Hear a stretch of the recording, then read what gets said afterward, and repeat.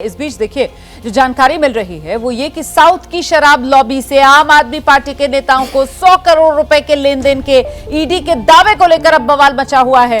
BJP ने आप जानते हैं अभी प्रेस कॉन्फ्रेंस की है, केजरीवाल पर जोरदार हमला बोला है। अब दिल्ली सरकार के मंत्री गोपाल राय, उनका बयान सामने आया है। बीजेपी अपने इलेक्टोरल बॉन्ड के भ्रष्टाचार से ध्यान हटाना चाहती है, इसीलिए ये सब कुछ कर रही है।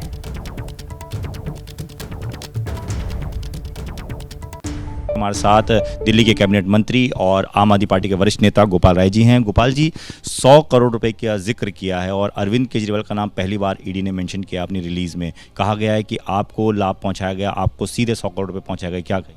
देखिए, कोर्ट ने कई बार पूछा, आज तक कोई सबूत तो कोर्ट के सामने नहीं रख पाई। 9 सम्मन तक ईडी को ये नहीं पता था कुछ, ऐसे धुप्पल में 9 सम्मन भेज रही थी। फिर कोर्ट हो गई, कोर्ट में भी उसने सुनवाई चल रही है। अब उसको लग रहा है कि भाई कोई रास्ता नहीं है, गिरफ्तार तो करना है। तो अब एक नया षड्यंत्र शुरू हुआ, 2 षड्यंत्र। एक कि एक जल बोर्ड के मामले में एक सम्मन अलग से भेजा गया और इस मामले में अब षड्यंत्र करके अब इनका नाम शामिल कर करके प्रेस रिलीज जारी की गई।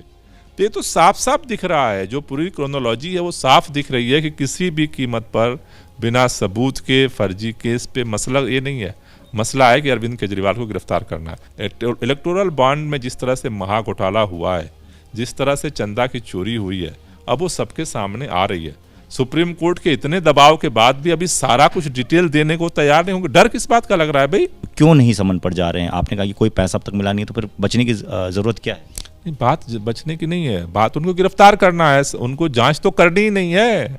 जांच अगर करनी होती तो इतनी जांच कर ली, इतने 1 साल से ज्यादा हो गया मनीष सिसोदिया जी को जेल में बंद, कुछ तो पाए होते, कुछ तो मिला होता। जांच तो उनको करना ही नहीं है। उनको तो अरविंद केजरीवाल को उठा के बाहर जेल के अंदर डालना है।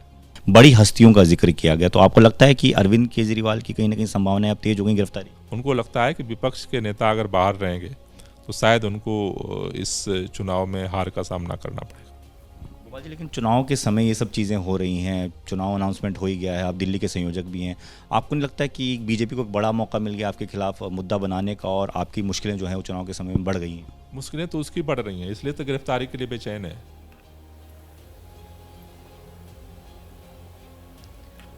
और इसी पर चर्चा करेंगे हम। सवाल आपके सामने ले आते हैं। ईडी के शिकंजे में के कविता गिरफ्तार की जा चुकी हैं वो। ऐसे में सवाल ये कि केजरीवाल पर अब और कसेगा फंदा। आपका आकलन क्या है विजय जी? यदि आप शराब घोटाले की पूरी पिछली हिस्ट्री देखें तो ये शुरुआत ही के कविता से हुई थी। हाँ। और के कविता के बाद फिर जब दिल्ली सरकार का नंबर आया तो मनीष सिसोदिया साहब को पकड़ा गया, फिर संजय सिंह को पकड़ा गया। तो वहाँ पर सुप्रीम जो कोर्ट था, कोर्ट ने एक और बात की जब ये सारा घोटाला आ रहा था और 338 करोड़ का मामला आया कि आम आदमी पार्टी को इसमें क्यों नहीं शामिल किया गया। और फिर उसके बाद आम आदमी पार्टी को शामिल किया गया तो आम आदमी पार्टी के संयोजक के तौर पे केजरीवाल साहब हैं और मुख्यमंत्री के तौर पर भी उनकी एक सामूहिक जिम्मेदारी है। तो उन दोनों को मुझे लगता है कि कविता की गिरफ्तारी ही एक आखिरी वो सूत्र है जहाँ से केजरीवाल जी की गिरफ्तारी बनती है और उसका रास्ता बहुत सकरा होता जा रहा है कि अब केजरीवाल जी के लिए बचना मुझे मुश्किल लगता है। बाकी तो कोर्ट के आदेश दे रहा और ईडी किस तरह से उनको करती है। और 9 सम्मन हो गए हैं। तो जो थे हेमंत सोरेन साहब, उनके भी 9 सम्मन के बाद गिरफ्तारी हुई थी। बिल्कुल, और कहकर चले गए संबित पात्रा ना कि 9 सम्मन 18 बहाने बना चुके हैं, वो बच नहीं सकते हैं। राकेश शुक्ला जी, देखिए, ईडी का कहना है कि जो लोग गिरफ्तार हुए उनसे जो पूछताछ हुई उस बयान के आधार पर अरविंद केजरीवाल जी से भी पूछताछ करनी है। अभी उनकी क्या भूमिका है इस पूरे शराब घोटाले में ये तय नहीं हुई है। उनसे पूछताछ की जाएगी और उस पूछताछ के आधार पर, जैसे कोर्ट ने कहा कि यदि आप कह रहे हो कि पार्टी को मिला है तो पार्टी के मुखिया कौन है, तो पार्टी के मुखिया के नाते अरविंद केजरीवाल जी का नाम आया।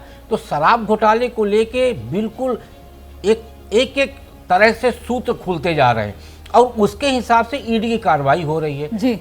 कोर्ट में गए, यहाँ हम कह रहे हैं कि यदि आपको आशंका नहीं है, आप ईमानदार हैं, तो सम्मन के आधार पर आप ईडी के सामने हाजिर होइए, पूछताछ पे पूरा आप सहयोग करिए और ये स्पष्ट हो जाएगा कि केजरीवाल जी शराब घोटाले में पूरी तरह से ईमानदार है। आम आदमी पार्टी के जिन नेताओं की गिरफ्तारी हुई है वो जेल में है, उनके खिलाफ जबरदस्ती जातिपूर्ण कार्रवाई की गई है। ठीक है, तो मतलब फिलहाल वो जो बेल मिली हुई है अरविंद केजरीवाल को, वो बेल कोई बड़ी राहत नहीं है, कुछ भी हो सकता है। अरविंद केजरीवाल पर अभी भी तलवार कानूनी तौर पर लटकती हुई नजर आ रही है।